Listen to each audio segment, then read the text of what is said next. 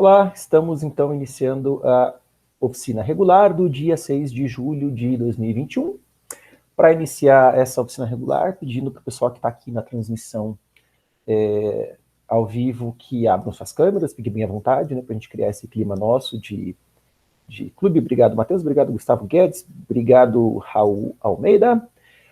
Inclusive, Gustavo, agora que está com a gente, né, na hora júnior, o Fernando falou um pouquinho sobre a participação, né, na final brasileira. Então agora, Gustavo, é a tua vez de trazer uma mensagem inspiradora aí para essa geração, para esse pessoal que está treinando, né? De como é que você está se sentindo praticamente às vésperas da competição, como é que você está, que dicas e você daria para o pessoal que está treinando e também quer chegar aí na final brasileira, nas próximas edições, enfim. A palavra é tua, fala o que você quiser aí para a galera, vai lá. Tá bom, eu não sou muito bom com essas coisas não, mas eu posso falar um pouquinho. É, então, gente, vou participar agora na final, né? E eu posso falar algumas coisas que, na verdade, ajudaram, né, a gente nos treinos, pelo menos, né? Que é o bendito caderninho, por exemplo, que o Leandro vive falando também, e isso realmente ajuda, assim, tipo, a gente tá pensando, o que que a gente usa aqui? Tem que usar tal método. Então, tipo, a gente pega lá no caderninho uma função ali e, tipo, às vezes adapta e tal, dependendo do que for. E então, realmente, faça o caderninho. No início vocês podem não usar muito assim, mas depois vai virar o cadernão, sabe? Então, usem. É, é isso aí, tipo, esse vai ser o último ano que eu tô participando com o Friso e o Henrico. Mas eu ainda pretendo ficar participando de outras maratonas, né? Estou procurando equipe ainda. Se alguém ainda quiser aí, ou se o professor tiver para recomendar, aí é isso. Mas estamos aí, né? Participem também do máximo de competições que vocês puderem. Eu participava da UF também. A UF faz mais competições, né, do que a UT, que é agora que a gente tá crescendo. Mas é divertido, assim, conhecer algumas pessoas e tal. Eu... E chame também os amigos, né? Eu lembro que na competição da UF, eu chamei dois amigos que não tinham nada a ver com, assim, com a competição e depois eles acabaram gostando, sabe? E é isso aí. Legal, Gustavo. Obrigadão. Valeu, valeu. Obrigado pela participação aí. Muito, muito legal. Vamos lá, então.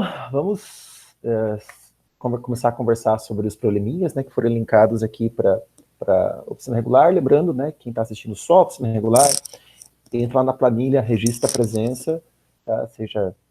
Esteja você assistindo a gravação ou participando aqui ao vivo, né, registra a presença para a gente contabilizar essas horas depois, no final do ano. Gente, aqui então, o primeiro problema, esse eu lembrava que tinha sido eu que tinha criado. Esse é um problema que tem cara de problema escrito pelo Zatesco mais antigo, né? Então eu vou tentar brevemente descrever o problema, né? Para quem não leu o problema antes ou quem nunca tinha visto esse problema, né? Até porque eu não postei os problemas na página com antecedência suficiente para exigir que vocês tivessem lido, tá? Então o problema aqui tem uma historinha meio nada a ver, mas a ideia é a seguinte: você tem esse, nem lembro mais se era um planeta, se era é um país. É um país, é o Undiscovered, sim, é o título do problema, né, que é o Undiscovered Country. Então tem esse país aí em que todos os cidadãos são numerados de A a B. Tá? E aí, esse país precisa fazer uma evacuação por causa de jiboias que estão engolindo ovelhas. Tentando lembrar da historinha. E aí os baobás estão começando a crescer e se espalhar pelo país, porque os carneiros não estão mais comendo as mudas de baobás. Né? Boa. As referências aqui também, que várias. Aí a ideia é a seguinte: você tem esses cidadãos que, de A a B que precisam, então, deixar o país. Então, alguns cidadãos vão ser líderes de grupos para a evacuação. E quem vão ser os líderes dos grupos? Né? A ideia é todo cidadão que tiver que o seu número tenha exatamente N divisores, vão ser os líderes de grupo. Então, por exemplo, se os números dos cidadãos são 5, 6, 7 e 8, então, vou botar aqui. Só confirmar aqui que eu realmente reiniciei a gravação. Reiniciei a gravação. Então, se os cidadãos são 5, 6, 7 e 8, e o valor de N é igual a 4, os líderes de grupo vão ser os cidadãos 6 e 8, né? Que são os dois números aqui que têm exatamente 4 divisores. Né? 6 é 1, 2, 3, 6, são todos os divisores de 6. E 8, né? São 1, 2, 4, 8, todos os divisores de 8, ok? Então a gente tem aí justamente 6 e 8 vão ser os líderes de grupo para evacuação. Aí a ideia que o problema pede é: as pessoas podem livremente, as que não são líderes de grupo, escolher para qual grupo elas querem ir. Né? Elas podem escolher livremente. Então, o que você precisa fazer é contar o número de possibilidades das formações dos grupos, sabendo, né, os valores de A, B e N. E, portanto, quem são os líderes. Então, quais são todas as opções que tem aí para as outras pessoas, né, escolherem quem vão ser, com qual líder elas vão ficar. Aqui no nosso exemplo, eu tenho 6 e 8 como os líderes, eu posso ter a situação em que tanto 5 e 7 vão escolher ser liderados pelo cidadão 6, tanto 5 e 7 vão para o cidadão 8, 5 vai para o cidadão 6 e 7 para o cidadão 8, ou 5 vai para o cidadão 8 e 7 vai para o cidadão 6. São as 4 possibilidades, né? Então, é isso que a gente tem que imprimir, o número de possibilidades de as pessoas escolherem os seus líderes. Tá bom? Alguma dúvida em relação à interpretação do enunciado do problema? Não? Beleza, então vamos falar um pouquinho, antes de entrar no assunto que talvez seja um pouco mais o interessante aqui do problema, né? Como é que a gente faz para, dado um conjunto de números, de A a B, calcular de modo eficiente o número de divisores que todos esses números têm. Né? Você pega um intervalo de números, que uma coisa é o problema de você, dado um número, calcular quantos divisores ele tem de modo eficiente. Outra coisa é você fazer isso de modo eficiente para um intervalo de números. Você quer saber para um intervalo de números quantos divisores todos os números do intervalo têm, ok? E a gente já vai tratar desse problema porque a gente precisa resolver esse subproblema, né, para resolver o problema principal. Eu vou começar com a parte fácil, que é a parte mais macro aqui do problema, que é a seguinte: identificando quem são os líderes de grupo, e isso eu consigo identificar, né, porque eu supus aí que eu consegui calcular, então, para todos os cidadãos de A a B, eu consegui saber quantos divisores exatamente cada número tem. Então, se eu conseguir saber quantos divisores cada número tem, eu consigo, então, saber quem são os líderes de grupo. E veja que as coisas aqui vão ter que ser realmente muito, muito, muito eficientes, porque os limites aí, né, vão até 10 na sétima, né, e o time limit é 2, ok? Então, a gente está esperando algoritmos que sejam, assim, lineares em N, ou então linear com fator log-log, porque se for linear com fator log, a coisa vai ficar um pouco mais complicada, né? Então, e a gente não pode também fazer muitas varreduras lineares, não, num nesse intervalo aí de 10 na sétima posições, porque para estourar o time limit de 2 vai ser fácil, né?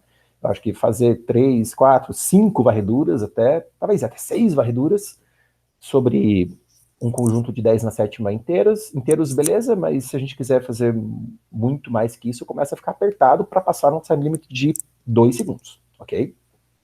Então a gente precisa tomar um pouco de cuidado também com isso, com quais são os algoritmos e soluções que a gente vai empregar. Mas voltando aqui ao assunto. Então, supõe que eu tenho, de algum modo eficiente, calculados para todos os números de A a B, quais são os números de divisores que todos eles têm. Tá?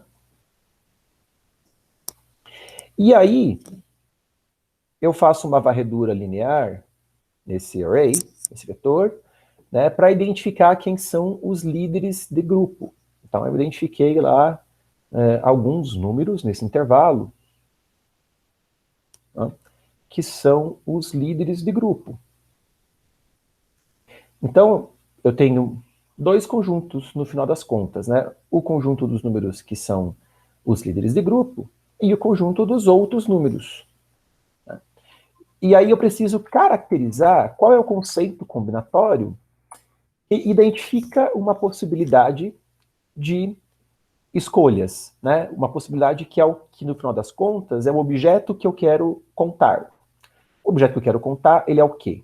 Ele é uma combinação, ele é um arranjo, ele é uma permutação, ele é uma partição, o que ele é, né? E a gente consegue perceber aqui claramente como os números são identificados, né? Todos os cidadãos são identificados por números. No final das contas, se eu identifico quais são esses dois conjuntos, né? O conjunto dos líderes e o conjunto dos outros, o que eu quero fazer, na verdade, é contar o número de funções mesmo, né? Funções deste conjunto dos outros, que eu vou chamar de A, no conjunto B, tá? Por que é função? Porque para cada pessoa que não é líder, eu quero associar exatamente um líder.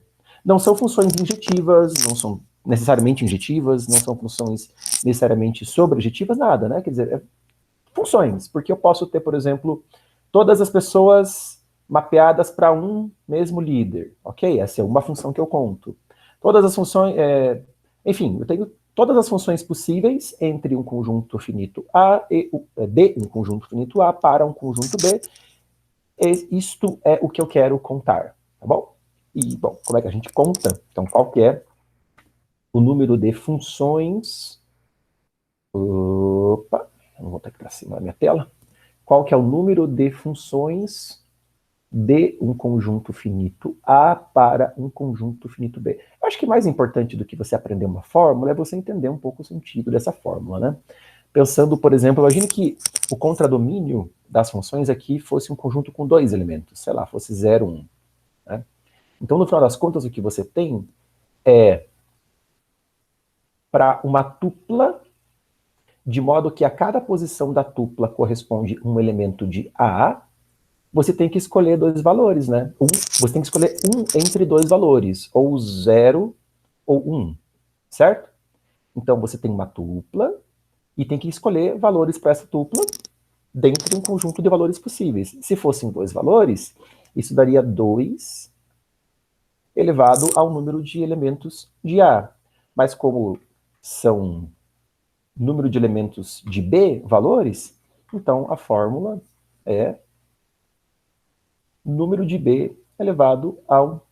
número de elementos em B elevado ao número de elementos em A, é a quantidade de funções que existem de A para B. Né? É sempre o número de elementos do contradomínio elevado ao número de elementos do domínio, porque para cada posição... para cada posição da tupla, você quer escolher um entre cardinalidade de B valores, né? Então, segue do princípio multiplicativo. Alguém falou alguma coisa? Explicação criativa. Tá bom. Eu nunca tinha pensado por esse lado, assim, de comparar com na base 2. Ah, bom, beleza. Sempre acho importante essas coisas, a gente tentar entender cada vez mais o espírito, né, do que as fórmulas prontas, porque a gente consegue, assim, generalizar conceitos e criar soluções para problemas que às vezes fogem, né, das caixinhas ou das fórmulas prontas, né? Legal. Bom que a explicação aqui está ajudando vocês de algum modo. Bom, então é isso, né? Saber, agora o problema, o osso que ficou para a gente roer é, dado o intervalo AB, de novo, saber os números de divisores de cada um dos inteiros do intervalo, né? Preencher, popular esse array que eu vou chamar, sei lá, de NDiv, número de divisores, né? Popular esse array, que vai ser um array grande, né? Inclusive 10 na sétima int. Não precisa ser long, porque os valores vão até 10 na sétima, e no pior caso, sei lá, imagine, um número, se fosse divisível por todos os números que o antecedessem, ainda assim ele teria 10 na sétima inteiros, 10 na sétima divisores, então caberia no int. Não precisa ser um array de long, mas um array aí de 10 na sétima int. Isso vai dar 40 mega, né? 40 megabytes. Beleza, é ok para o memory limit da maratona, mas é grande, precisa ser colocado aí como uma variável global, com certeza. Então a gente tem esse array para popular, e de preferência com uma solução muito rápida, né, que seja linear no tamanho do array ou linear com o fator log, porque o fator log vai ficar complicado. Tá? E aí isso é uma das aplicações, eu até diria clássicas e bem conhecidas, do próprio crivo de Eratosthenes, que a gente tem, que a gente costumeiramente costuma usar, a gente costuma usar para descobrir quais são todos os primos de um intervalo de inteiros, né, que a gente usa o crivo de Eratosthenes para isso, mas ele é um algoritmo muito mais poderoso do que isso. Né? O crivo de Eratosthenes pode ser usado para muitas outras coisas, sobre grandes intervalos. Então eu tenho um intervalo lá, eu quero saber quais são todos os primos do intervalo. Beleza, essa é, claro, a aplicação de vitrine do crivo de Eratosthenes. Mas eu também posso usar o crivo de Eratosthenes para contar o número de divisores, né? Quer dizer, existem várias funções numéricas que a gente consegue computar para um intervalo de inteiros todo utilizando o crivo de Eratosthenes. Né? Então, não apenas, imagina, eu tenho lá meu intervalo de inteiros que vai de 1 a n, a nzão, tá? Então, a aplicação de vitrine do crivo de Eratosthenes é determinar para cada um desses intervalos um valor 0 ou 1, né, se aquele número é primo ou não é primo.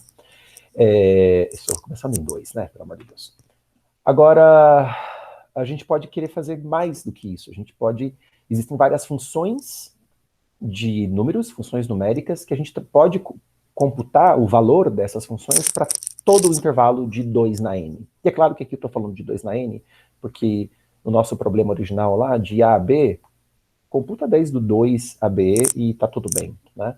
O valor do A aqui só vai interessar para onde a gente vai começar a contagem depois de quantos são os números que tem exatamente n divisores. E quais são algumas dessas funções numéricas que a gente pode computar com o crivo de Eratosthenes? Basicamente, toda função que tem alguma relação com a decomposição em fatores primos dos números sobre os quais essa função assume o seu valor no domínio.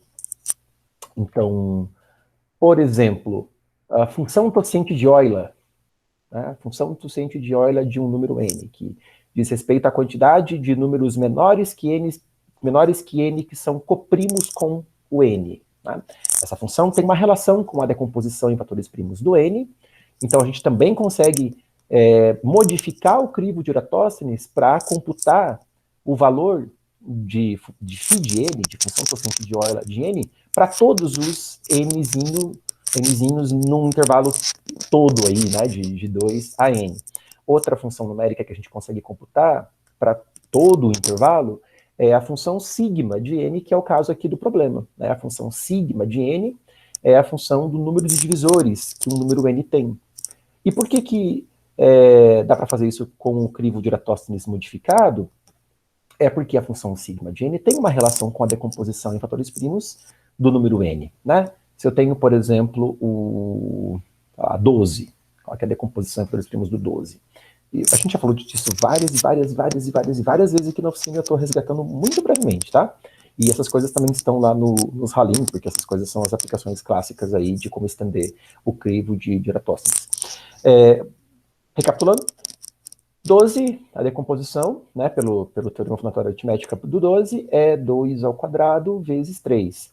Então, quer dizer, todo divisor do 12 tem que ser da forma 2 elevado a alguma coisa que vai de 0 a 2, né, vezes, vou botar xzinho aqui, vezes 3 elevado a alguma coisa que vai de 0 a 1.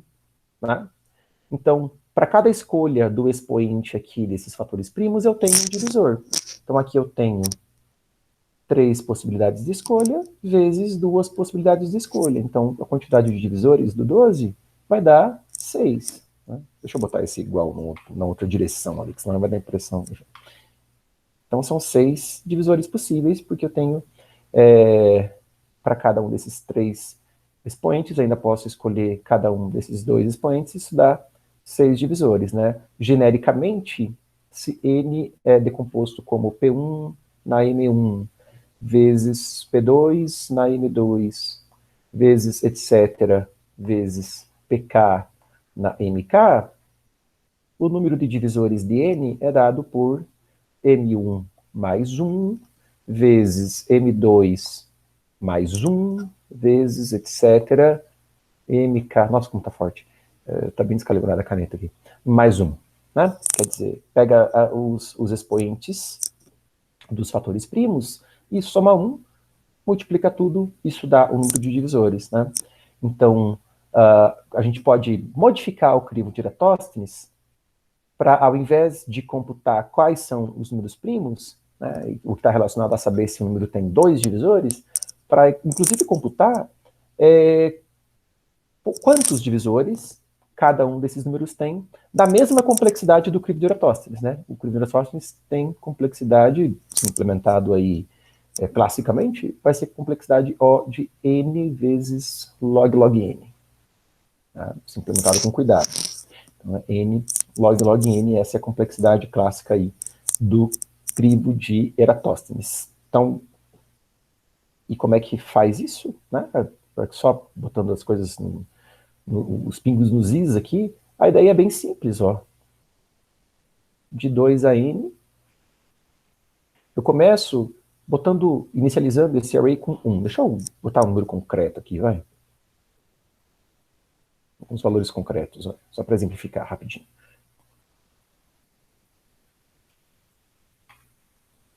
Então, eu sei que inicialmente todo número tem um divisor, que é ele próprio, né? Aí eu começo a iteração do crivo. Na iteração do crivo, minha variável i vai varrer linearmente o meu array. Então, toda vez que a variável i encontra um número que tem só um divisor descoberto até o momento, é porque aquele número é primo. E aí, a partir desse momento que eu estou num número que é primo, eu vou sair pulando, né, no for de dentro do crivo de Eratosthenes, eu vou sair pulando de i em i números, porque eu sei, então, que aquele número primo, que está na posição i, que eu acabei de encontrar, ele é um fator primo de todos esses números. Aqui, por exemplo, eu sei que o 2 vai ser fator primo do 4, do 6 e do 8. Então, em cada iteração, a cada pulo desses que eu dou agora de 2 em 2, o que eu preciso saber? Eu preciso saber qual que é a multiplicidade do 2, né, o expoente do 2, na decomposição em fatores primos de cada um desses números. Né? Ou seja, eu preciso saber quantas vezes que o 2 divide o 4, quantas vezes que o 2 divide o 6, quantas vezes que o 2 divide o 8. Porque esta quantidade é o valor que eu vou acumular multiplicativamente sobre o número que está guardado, que está gravado naquela posição do vetor. Né? Ó, eu sei que aqui o 2 divide o 4 duas vezes. Se ele divide o 4 duas vezes, quer dizer que na decomposição do 4, eu já descobri que a decomposição do 4, então, é 2 ao quadrado vezes alguma coisa que eu ainda estou para descobrir, mas que diz respeito a outros fatores primos. No caso aqui, não vai ter outros fatores primos, é só o 2 mesmo, né? Mas, enfim, quer dizer que o 2 vai contribuir multiplicativamente com o número de divisores do 4 em 3 vezes, né? Quer dizer, se o expoente é 2, eu somo o expoente com 1, né? Lembra? Ó, somo o expoente com 1 e acumula multiplicativamente sobre aquele valor. Então, aqui, eu vou trocar o 4 para 3. O 2 divide o 6 uma vez só. Então, aqui, vem e troca, pego o 1, multiplico por 2. 2 divide o 8 3 vezes. Então, chega aqui e troca para 4. Beleza? Aí, próximo i, ó. E o próprio 2, né? 2 divide 2 uma vez. Então, troca para 2. Soma 1 e acumula multiplicativamente. Aí, eu não vou fazer com todo o array, só vou ilustrar o que acontece aqui, por exemplo, com o 3. Quando o i chega a valer 3, então eu vou pular de 3 em 3. Então, com o j pulando de 3 em 3, quando o j chega a 6, ó, eu já tenho 2 no 6. Eu sei que o 3 divide o 6, eu consigo verificar que o 3 divide o 6 uma vez. 1 mais 1 é 2, então é o 2 que eu vou multiplicar como o 2 que já está lá. Então esse 2 vai para 4, né? Do 6 eu já conhecia um fator primo, que era o 2 que tinha expoente 1, agora eu estou conhecendo o 3, o 1. Agora eu estou conhecendo o 3, que é o fator primo do 6, que também tem expoente 1. Esse 1 aqui contribuiu com o 2 que estava aqui, e agora esse 1 que eu estou descobrindo aqui está contribuindo com outro 2 que eu estou acumulando multiplicativamente sobre essa posição do array. Ok? E com isso eu consigo, com a mesma complexidade do crivo de Eratosthenes, porque tudo que eu estou fazendo aqui é o que o crivo de Eratosthenes clássico faz, né? Que é ir pulando das posições, e cada posição você vê quantas vezes divide, para descobrir para descobrir a multiplicidade. E aí, com isso, eu estou conseguindo computar o número de divisores de todos os inteiros nesse intervalo, ok? Uma situação bem similar seria também para calcular a função de quociente de Euler, porque a gente sabe que φ de n é n vezes 1 menos 1 sobre P1, 1 menos 1 sobre P2, etc. 1 menos 1 sobre PK, sendo P1, P2, PK, etc., os fatores primos na decomposição do N. Então, na mesma lógica, a gente consegue multiplicativamente acumular e ir construindo, né, o valor da função quociente de Euler para todos os inteiros do intervalo, meio que ao mesmo tempo. É importante que esses acumulados, essas construções sejam multiplicativas, porque se elas fossem aditivas, você não estaria fazendo nada mais do que um algoritmo, assim, ad hoc, simples, né, faria, de contar os divisores mesmo. Então, não teria ganho. O ganho se dá quando você consegue empregar as propriedades multiplicativas sobre essas funções numéricas, né? Se essas funções numéricas que são de contagem têm caracterizações por produtos, e você consegue empregar esse produto e atribuir ele lá no algoritmo do Aristóteles, aí você vai ter realmente o ganho de complexidade, em que você vai estar contando muitas coisas de uma vez só, por conta desse produto que está substituindo algo que a rigor seria uma soma. Eu não sei se essa minha fala fez algum sentido para vocês, mas é o que está por trás, né? Esses princípios de teoria dos números, de algoritmos de teoria dos números, que nos trazem soluções eficientes, né? Que no fundo, assim, mais macro falando, o que está em jogo aqui é enxergar a estrutura combinatória do problema e ver como a gente consegue contar muitas coisas de uma vez só, trocando somas por produtos. É isso, tá? E esse é o princípio que tem que estar internalizado para quando vocês forem enxergar outros problemas em que raciocínios similares devam ser construídos ad hoc para os problemas. Beleza? Dúvidas, perguntas até o momento sobre a solução? Daí a gente vai para o código. Não, que boa. Show? Essas coisas são meio clássicas também, né? Acho que alguns de vocês já deveriam conhecer essas aplicações do crivo de Eratosthenes. Tem um post no Codeforces bem legal que tem várias aplicações do crivo, assim, em sequência. Legal. No Codeforces ou no Geeks for Geeks? No Codeforces. No Codeforces mesmo, legal. O Salim já tem alguma coisa, algumas funções numéricas lá que eles exploram, mas bom saber, Fernando, obrigado pela contribuição. Tem muita coisa legal que dá para fazer com o crivo, né? Existem outros crivos também, tá? O crivo da Eratosthenes não é o único crivo que tem outras implementações. Acho que para maratona, geralmente o crivo da Eratosthenes já já resolve boa parte das coisas, né? Até porque ele é quase linear, né? Linear com fator log-log é quase linear. A gente não precisa, às vezes, querer fazer coisa mais eficiente que isso. Vamos lá. Preciso alternar aqui o modo de apresentação.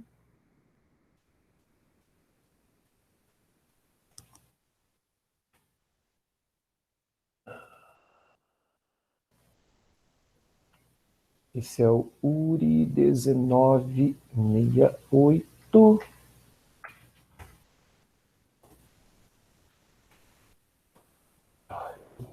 Acho que esse IMA que você deve ter aberto ele quando eu estava no diretório do ensaio, porque daí ele ficou trocando aqui.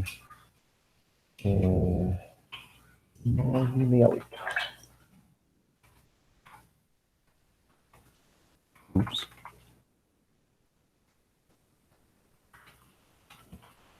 Eu digito tudo do zero, né? Mas a gente sabe que na maratona vocês não fazem isso, vocês digitam tudo do zero nos primeiros problemas e depois vão copiando e colando os cabeçalhos que vão sendo construídos iterativamente, com as definições de vocês, constantes, blá blá blá. Agora no online, acho que nem isso, né? No online vocês podem, inclusive, copiar coisa que já tem, então aí esse tipo de coisa faz cada vez menos sentido, né? A gente, então, em primeiro lugar, vai ler os inteiros. Eu tenho A, B e N, né, que são os protagonistas aí do problema. Então, vamos lá, vamos ler A, B e N. Vou deixar global mesmo, não tem problema. Vou deixar tudo como int, ok. Logo que li os inteiros, vou chamar a função sieve, que é o crifo, né? Que vai popular esse vetor que eu vou chamar de ndiv. 10 na sétima posição. Opa. Os inteiros estão frios. 10 na sétima posições. Sieve populou, beleza. Aí,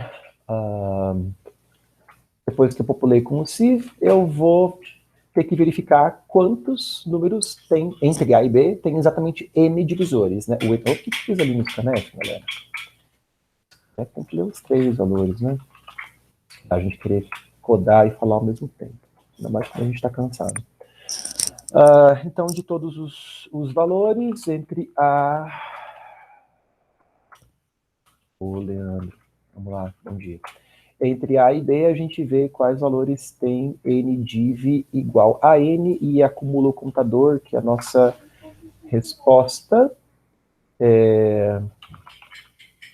Recebe 0. Não é a resposta exatamente, né? Porque esse vai ser o número ao qual eu vou levar o outro ainda. Então, não vou chamar de resposta, eu vou chamar de leaders. São os líderes que eu estou contando. Os líderes são os que têm NDiv exatamente igual a N. Eu descobri os líderes, eu descobri os não líderes. E a resposta que eu vou ter que imprimir, eu já sei que eu vou precisar... A resposta tem que imprimir em long, né? Porque é uma coisa elevada à outra, aí nós vamos ter que fazer mod P, né? Eu vou ter que elevar o leaders, que é o contradomínio, aos caras que não são os líderes, né? Eu tenho, então, B menos A mais 1, são o número de inteiros entre A e B. Eu tenho que descontar os líderes. Então, é um número elevado ao outro. Para elevar, evidentemente, vou utilizar uma exp_bin da vida. E beleza. A exp_bin é a função para fazer exponenciação binária, como a gente já conversou aqui em outros carnavais.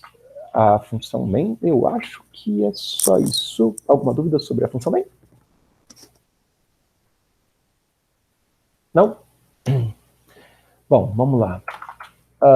Vamos implementar, então, as duas coisas, né? O crivo, que é esse crivo modificado, que é para popular o vetor NDiv, e o exp_bin. Cuidado aqui, tá? Como eu deixei as coisas globais, a gente tem que fazer o sieve não em função do N, esse ele não tem nada a ver, né? Mas sim em função do B. Isso pode não ser muito legal, pensando até no que o Gustavo falou agora há pouco do caderninho, né? Que a gente gosta de construir, ter essas coisas um pouco mais adaptáveis e usáveis para outros problemas. Seria mais interessante fazer o crivo receber um valor, então, e eu ter algo do tipo sieve N. Então, ele vai calcular tudo que tem que fazer num array de 2, ou de 1 até n, né? Porque senão seria uma coisa muito específica desse código, fazer até b. Então, o que eu vou fazer, no final das contas, acho que eu vou deixar esse a, b e n locais aqui. Porque daí o C, eu passo o C de B, só que ali, na verdade, eu vou chamar de N, pensando que esse código pode ser interessante para outros problemas, para outras aplicações. Eu já vou, inclusive, P, né? Depois as continhas na exponenciação vão ter que ser feitas módulo P, e o meu P é 10 a nona mais 7. Então, 10 a nona mais 7. E é claro que a gente tem que dar um insert, né? Insert e trocar os dígitos do meio para 0. Show. Então, vamos lá para o Civ. Vamos lá implementar esse crivo de Eratosthenes diferentão. O 1 tem que ser considerado. O 1 tem um divisor, né, que é ele próprio. Porque o enunciado do problema fala em inteiros positivos. Então, inteiros positivos, isso inclui o 1. Não inclui o 0, mas inclui o 1. Até porque o 0, tecnicamente, tem infinitos divisores, né? Todo número é divisor do 0. Isso é uma coisa legal.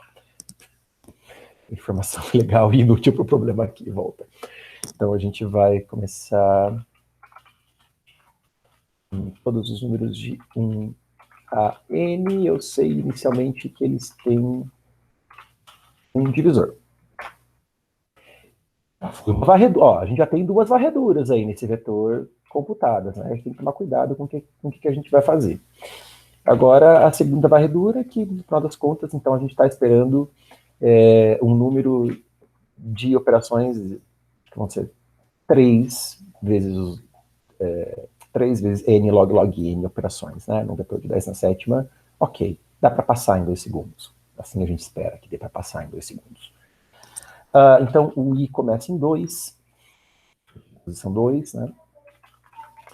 E aí a gente vai até n e mais. Então, a cada i, eu vou verificar se ele tem, por enquanto, só um divisor descoberto, porque se for o caso, a gente sabe que ele é um primo. Ele sendo um primo, então a gente vai fazer o for de dentro do crivo de Eratosthenes, pulando de i em i os números e fazendo o que tem que fazer. Né? Então a gente começa daí o j em i, incluindo o próprio i, porque todo número primo tem 2 divisores, né? O 1 e ele próprio, então mesmo o número i tem que ser considerado porque tem que ser feito. E aí a gente vai, então, enquanto j menor ou igual que n, j mais recebe i. Né? Estamos pulando de i em i. Dentro desse for, o que a gente tem que fazer? A gente precisa descobrir quantas vezes o i divide o j. Tá? Então, acho que um jeito de fazer isso é ter uma variável temporária, um contador, sei lá. Então, começa valendo 0. Não vou chamar de TMP. Eu vou usar esse TMP, na verdade, para receber o próprio valor de i, porque eu vou dividindo o i por j várias vezes, mas eu não posso alterar o valor do i, que é a variável sobre a qual está sendo iterado o for externo, né? Então, eu vou copiar o i para esse TMP, para ficar dividindo o TMP por i várias vezes, até que o TMP, ou enquanto, né, o TMP for divisível por i. Então, enquanto o resto da divisão de TMP por i for 0, se é que é, né?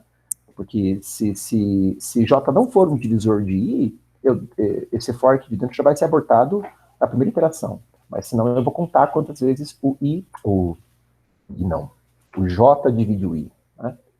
Então, tem que contar quantas vezes o j divide o i. Beleza?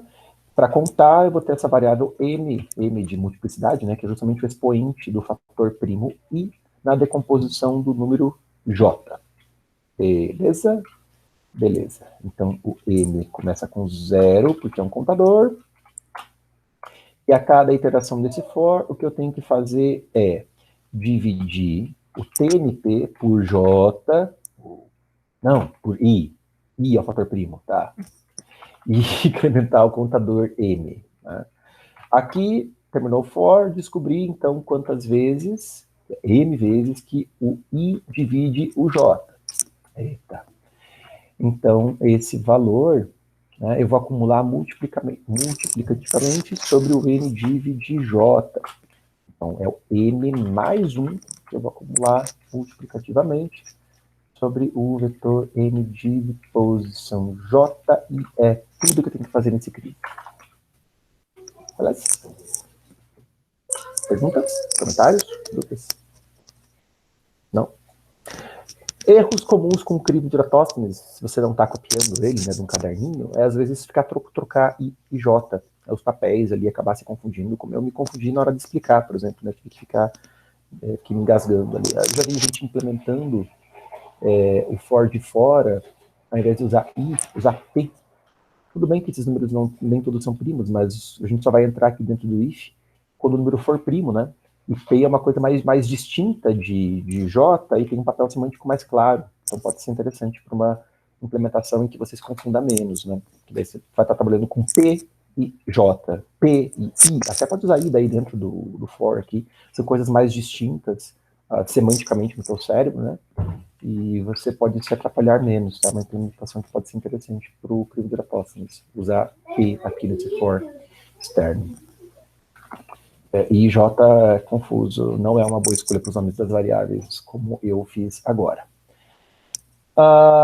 Falta XTBin aqui nessa história, né? Então, long.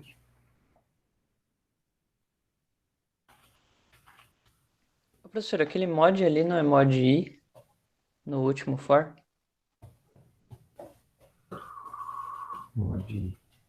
Olha só. Se fosse P, eu não me confundiria, né?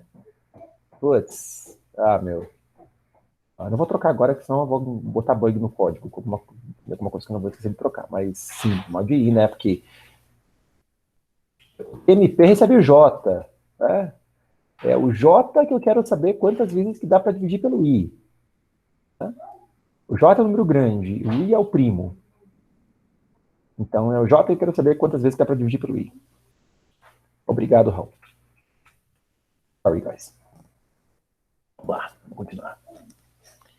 LL, XTBin, XTBin A e B, né? Esse tipo de código a gente faz mais de cabeça mesmo. Se o B é 0, devolve 1. Se o B é impar, devolve A vezes XPBin AB menos 1. Tudo isso módulo pesão. Se não, LLC recebe XPBin AB sobre 2. Às vezes, dependendo do meu humor, eu escrevo shift para a direita 1, e dependendo do meu humor eu faço sobre 2. Sai lá. Devolve C vezes C, módulo T. Comentários, dúvidas, perguntas? Eu acho que o código é isso. Deixa eu trocar o modo de prestação para a gente compilar, testar e submeter. Okay.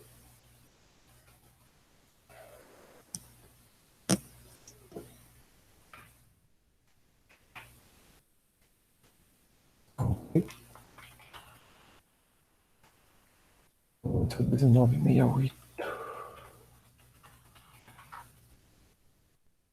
Lá compilou. Aqui entrada. Meu Deus do céu. Não precisa montar a entrada, porque são só 3 valores por entrada. Onde é que eu tô aqui? Terminal. Deixa eu botar o PDF no fundo. Plot 584. 10, 2. Beleza? Esse númerozão louco aí. Então, a gente tá funcionando. Vamos ver. O problema também é meio simples, né? Para quem já conhecia, né, os elementos que compõem a solução do problema. Papá.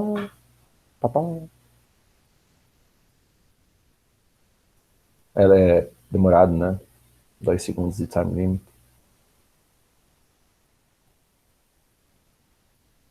E Uri tem andado mais lento, tipo, ultimamente, né? Antigamente o Uri era bem rápido. Ultimamente não tá tão rápido. Passou, beleza. Show. Dúvidas, perguntas, comentários? Não? Então, vamos lá para o ABI Chocolate, né? Conforme eu já comentei na hora júnior, o objetivo aqui desse problema no treino júnior que ele foi colocado era justamente o pessoal iniciante não conseguir fazer, mas na tentativa, né, de tentar fazer o problema, aprender alguma coisa, de algum modo se forçar aí a um pensamento computacional que trouxesse algum ganho no desenvolvimento, no estudo da piazada. Bom, a rigor, esse problema eu considero ele um problema ad hoc. É um problema clássico mesmo. A palavra clássica foi indevida. É um problema muito bom nesse objetivo de... Ele não é fácil. Eu não sei se eu chamaria de difícil, mas ele não é fácil. Mas se você tem um bom pensamento computacional, você consegue enxergar a estrutura combinatória do problema. Você consegue enxergar a estrutura combinatória do problema, você resolve o problema.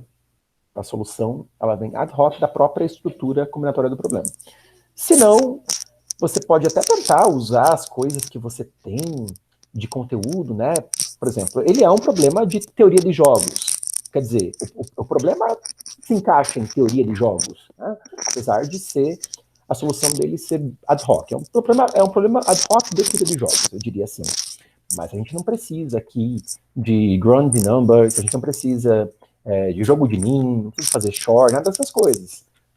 O importante aqui é enxergar computacionalmente a estrutura combinatória do jogo, desse jogo que está sendo descrito aqui no enunciado do problema.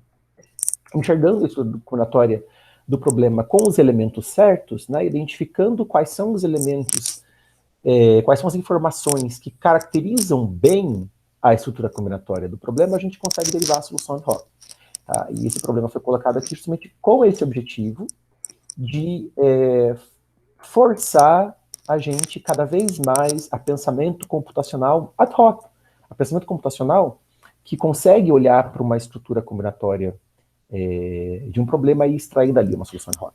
E é importante também, porque às vezes a gente quer muito usar os nossos brinquedinhos. Né? Eu tenho um monte de brinquedinho aqui dentro de jogos. Eu já sei ground numbers, eu já sei jogo de NIM, eu já sei essas coisas, então quero usar.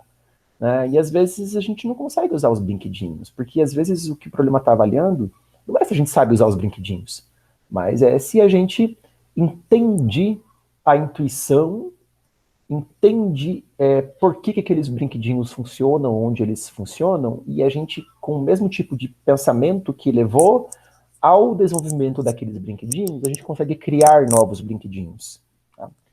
Para outros problemas, para desafios que são propostos e que estão na nossa frente, e a gente precisa então criar, e o processo dessa criação é o mesmo processo que criou os brinquedinhos, mas também a gente precisa se forçar, às vezes, a olhar os problemas e não ir tão afoitamente querendo usar aquilo que a gente tem de metaconteúdo, né, que são as coisas guarda-chuva, os algoritmos guarda-chuvas, metaheurísticas, os algoritmos, os estudos de dados mais guarda-chuva que servem para um monte de problemas, porque se a gente vai, às vezes, muito afoito querendo saber o que usar, às vezes a gente não tem que usar nada disso. Né?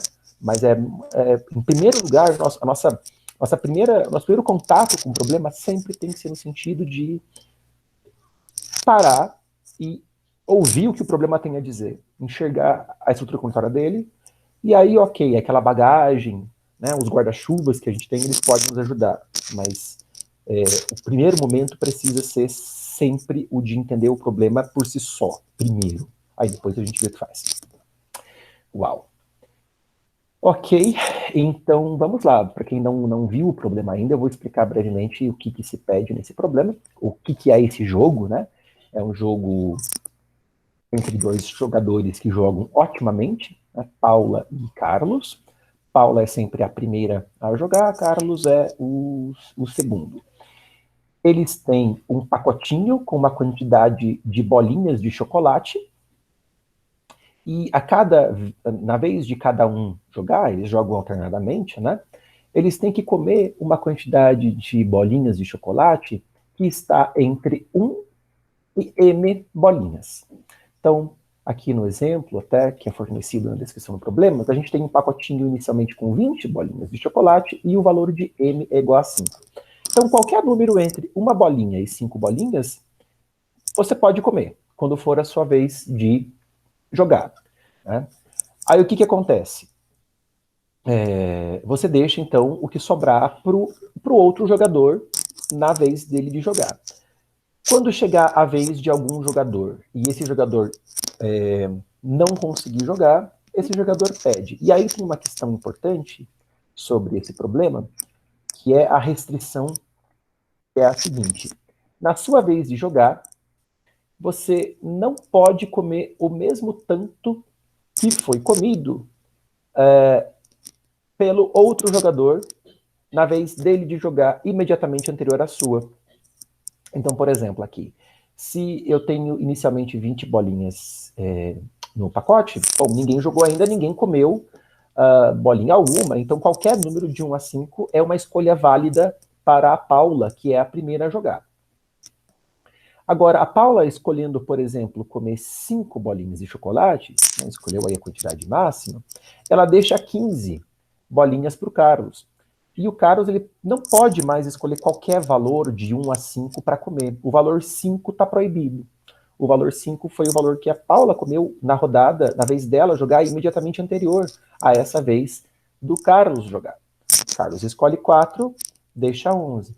A Paula não pode escolher o 4, ela pode escolher 1, 2, 3 ou 5 até. Aqui ela joga 3, porque é uma escolha que está dentro do ótimo, apesar de que não interessa muito o que a Paula vai fazer, ela vai perder, né? Com 20 bolinhas de chocolate e 5 sendo o valor de M, e Paula e Carlos, ambos jogando otimamente, não tem que a Paula faça, ela vai perder. Carlos é o vencedor. Tá? Mas aqui só para ilustrar, então, a Paula, por exemplo, comeu 3, qualquer valor que a Paula escolhesse comer, o Carlos saberia o que fazer. Ele teria uma saída para garantir que ele vai ser o vencedor. Tá? Então, bom, ficam 8 bolinhas para o Carlos, por exemplo, né? Dessas 8, o Carlos come 4, ficam 4. Das 4, Paula come 2, olha só. Ela comeu 2, ficaram 2 bolinhas, o Carlos come uma bolinha. Fica uma bolinha ainda no pacote, só que essa bolinha a Paula não pode comer. Por que ela não pode comer? Porque 1 foi o número de bolinhas que o Carlos comeu logo antes da Paula. Então ela não tem jogada válida. Ela só poderia comer uma bolinha, só que 1 não é uma escolha que ela possa fazer. 1 é justamente a escolha proibida, porque foi o valor de bolinhas, quantidade de bolinhas que Carlos comeu imediatamente antes da Paula. Ok? Então a ideia aí é você receber os valores de N e M, né? Quantidade de bolinhas no pacote e número máximo de bolinhas que cada jogador pode comer na sua vez de jogar e determinar quem é o ganhador. Se Paula ou se Carlos, supondo que ambos jogam otimamente e Paula é a primeira a jogar. Dúvidas sobre a descrição do problema, sobre o enunciado do problema? Ô, Zatesco, só para lembrar, Matheus. se o último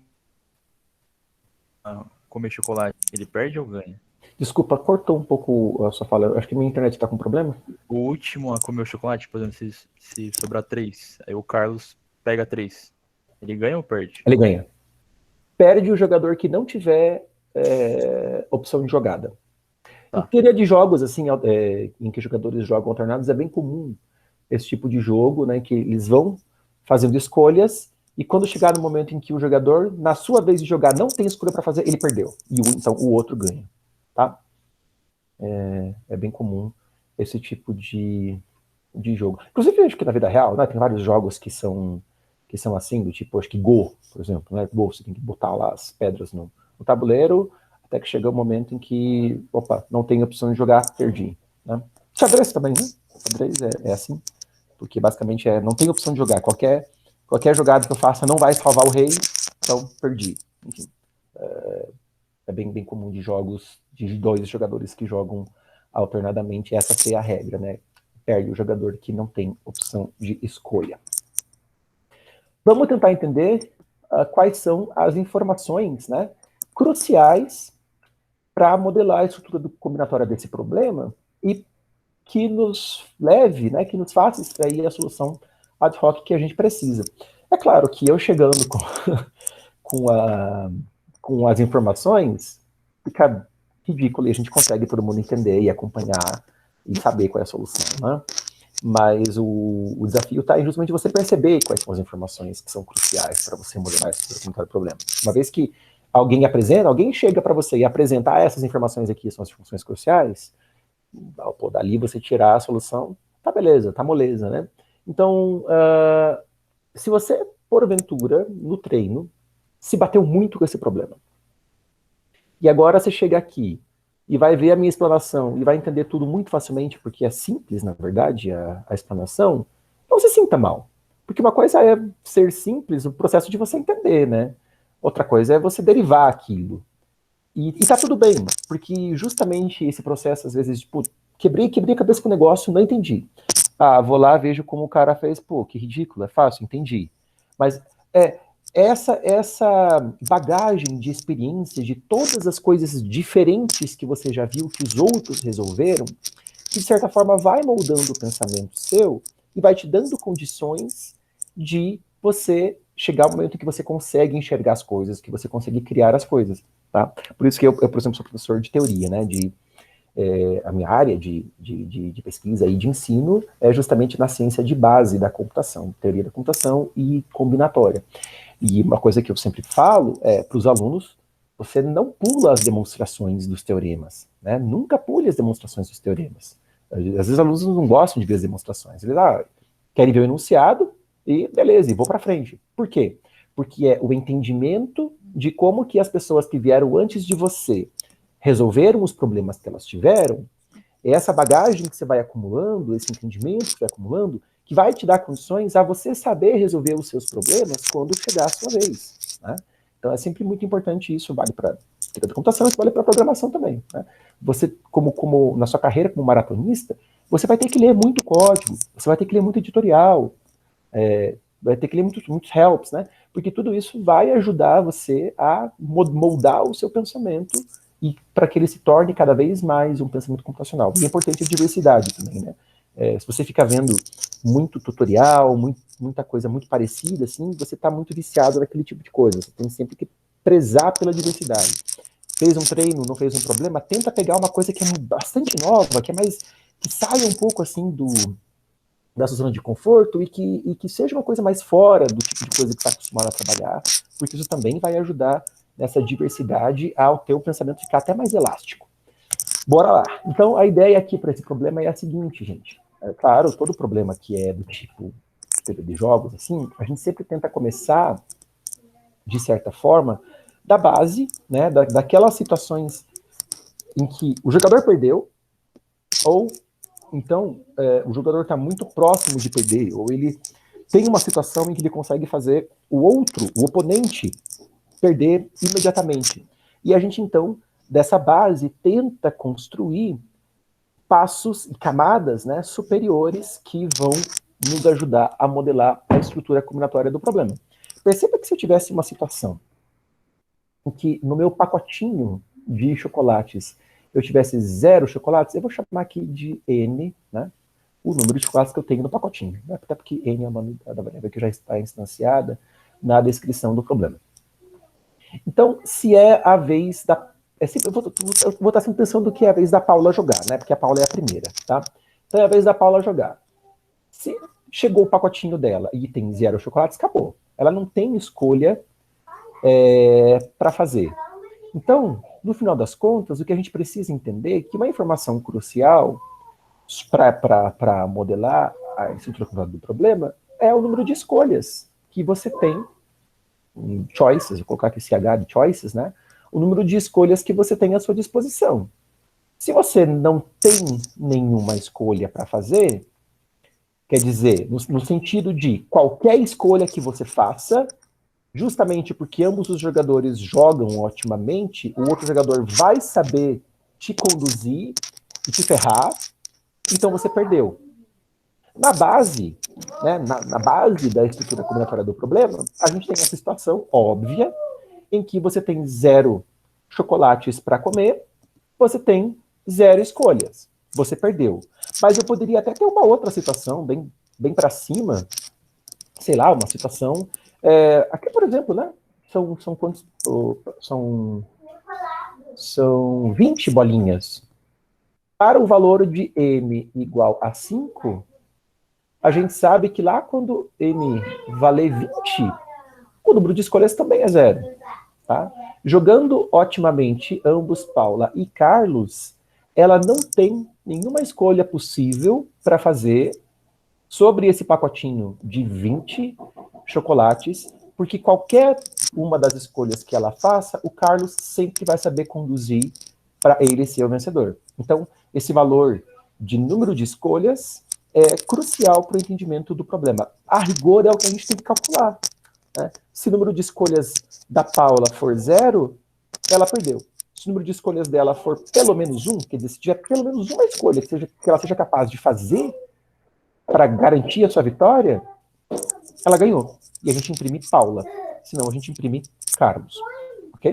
Então, crucialmente é isso. A gente tem que saber contar o número de escolhas que nós temos à disposição. Então, vamos agora começar a evoluir um pouco essa base e tentar identificar quais outras informações acessórias são importantes para virem compor.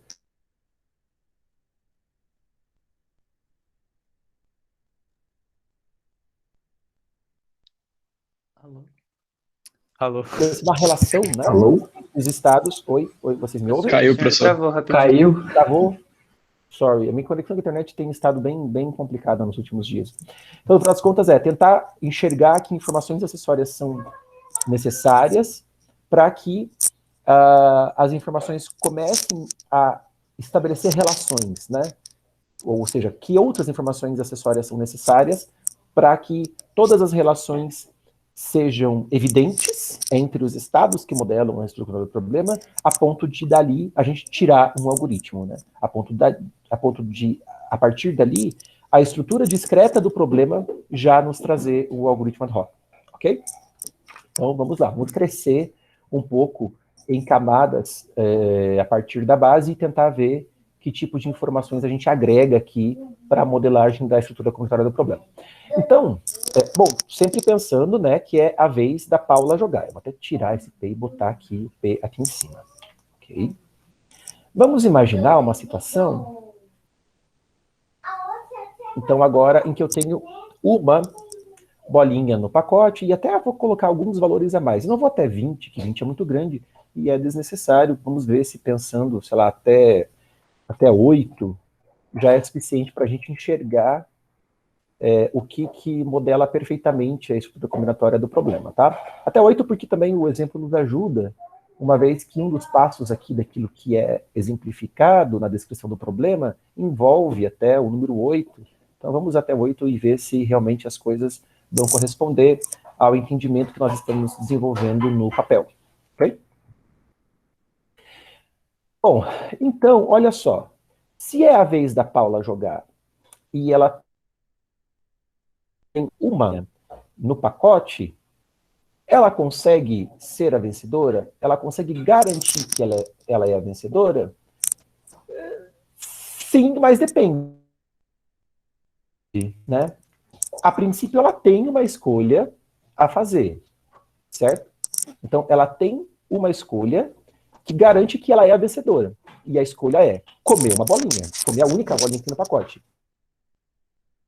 O problema é de ser o caso de essa escolha que ela tem de bolinhas que foram comidas pelo oponente na rodada anterior, rodada não, Desculpa interromper. Travou um pouquinho de novo. Puxa vida, que saco. Sorry. Vocês Mas pegaram de foi onde? só um pedacinho, só voltar na parte do senhor que começou a falar o problema Tá, ok. Então, filho, o papai tá trabalhando agora. É que a internet do papai tá travando, acredita? Mas por que? Eu não sei, filho. Papai tá dando aula aqui, tá bom? Bom, tá. Vai brincar lá, amor. Esse horário também começa... Sempre vai ter a participação aqui do meu filho, vocês não ligam. Então, essa escolha que ela tem para fazer, que garantiria a vitória dela, pode estar impossibilitada, né? Pode estar proibida a ela. A escolha vai estar proibida se, na vez do Carlos jogar anterior a Paula, ele escolheu, o que ele fez foi justamente comer uma bolinha. E aí, se o Carlos comeu uma bolinha, a Paula, na vez dela jogar, não pode comer uma bolinha. Então, essa única escolha que ela tem está impossibilitada. Então, mais do que saber qual é o número de escolhas